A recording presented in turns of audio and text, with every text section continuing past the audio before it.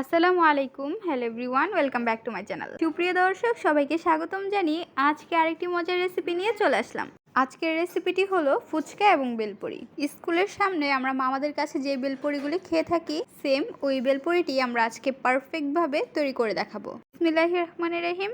এখানে আমরা half KG ডাবলি নিয়ে নিয়েছি। দিয়ে দিচ্ছি পরিমাণ অনুযায়ী লবণ এবং হলুদের গুঁড়ো। এই ডাবলিগুলো আমরা সারা রাত ভিজিয়ে রেখে দিয়েছিলাম। ডাবলিগুলো সেদ্ধ হওয়া পর্যন্ত আমরা চুলায় মিডিয়াম ফ্লেমে রেখে দিব। একটি বলে নিয়ে নিচ্ছি ময়দা।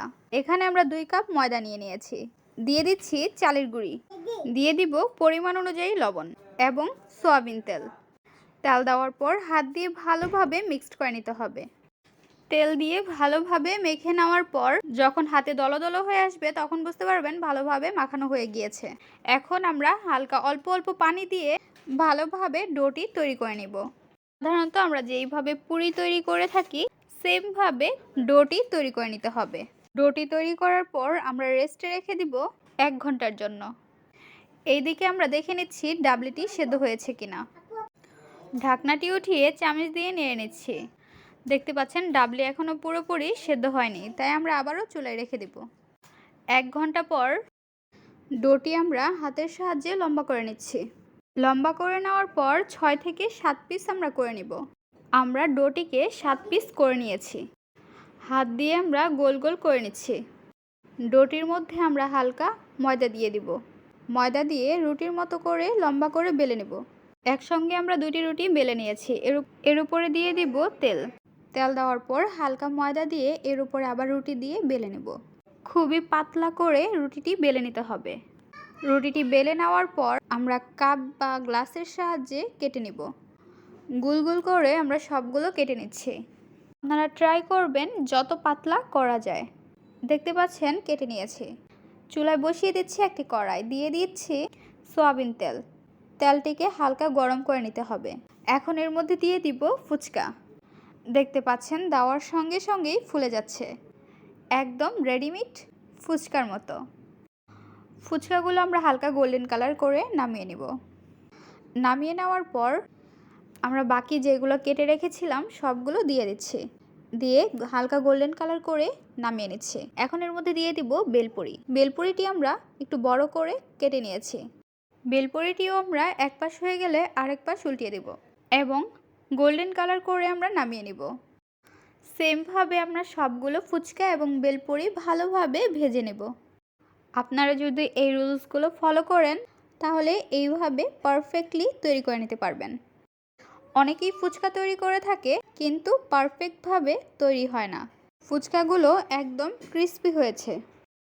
দেখতে পাচ্ছেন সবগুলো ফুচকা আমরা তৈরি করে নিয়েছি এবং ফুচকাগুলো কতটা মুচমুচে হয়েছে ভেঙে দেখিয়ে দিচ্ছি। একদম দোকানের মামাদের মতো। বিকেলের নাস্তা হিসেবে এইভাবে বাসায় তৈরি করে নিলে ছোট থেকে বড় সকলেই খেতে অনেক পছন্দ করবে। বাহিরের ফুচকাগুলো অস্বাস্থ্যকর, তাই আপনারা ঘরেই এইভাবে বানিয়ে খেতে পারেন। এখন আমরা নিয়ে নিচ্ছি ডাবলি। ডাবলিগুলো আমরা চামচের সাহায্যে গলিয়ে নিচ্ছি। আঠালো করার জন্য এর মধ্যে আমরা দিয়ে দিচ্ছি আলু। আলুটিকে আমরা গ্রেট করে নিয়েছি। ভালোভাবে মিক্সড করে গলিয়ে নিতে হবে।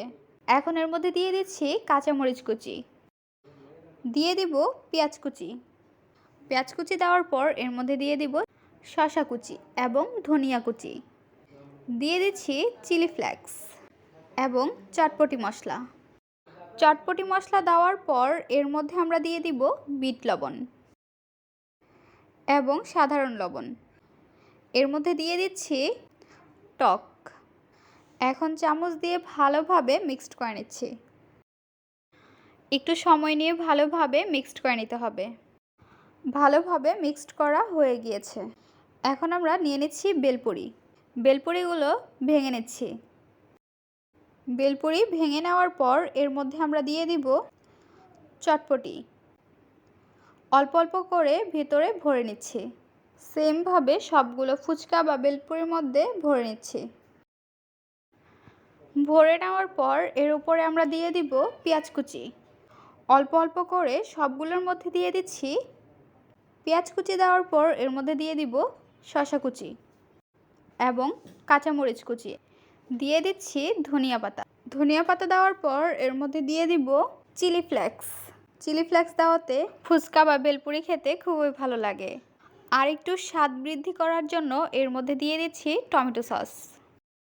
আমাদের এই ফুচকা এবং বেলপুরি রেসিপিটি আপনাদের কাছে কেমন লেগেছে তা অবশ্যই জানিয়ে দিবেন আমাদের কমেন্ট বক্সে। ভিডিওটি যদি ভালো লাগে অবশ্যই একটি লাইক করে দিবেন এবং আমাদের চ্যানেলে আরও মজার মজার রেসিপি পেতে সাবস্ক্রাইব করতে ভুলবেন না। আজকের পর্বে আমরা এখানে বিদায় নিচ্ছি গাইস। আসসালামু আলাইকুম। ভালো থাকবেন সবাই। আল্লাহ হাফেজ।